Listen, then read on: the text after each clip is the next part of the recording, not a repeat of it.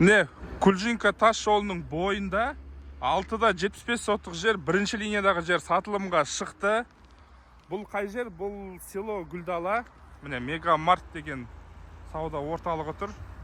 Мына жерде Грэнд Тумар Холл деген екі ресторан, мына тағы бір сауда орталығы. Қараңыздар, бұл жердің ұзындығы бірінші линияның бойында 45 метр бері қарай. Мына жерде мына жерге дейін. Ені 15 метр.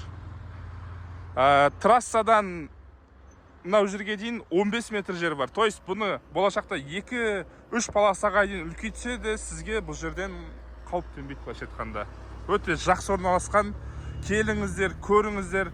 Жер ЛПХ, свет, су, газ бәрі бар. Ал центральный канализацияны ар жаққа қарай өткізесіздер ғой, астынан өткізіп ше, былай қарай.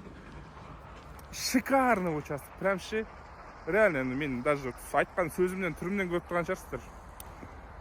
Алған адамға өкінбейсіздер. Автомойка, самомойка, кафе, ресторан, дүкен ашасыздар ма, білмеймін ғой, өздеріңіз білесіздер енді. Бағасы 43 миллион ғана. 43 миллион. Вот честно айтайын, бұл өте арзан.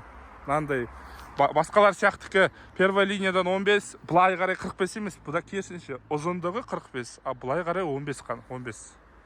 Міне. Мынау Қазақтелекомдікі сіздерге ешқандай әсер етпейді. Келіңіздер, көріңіздер, алыңыздар.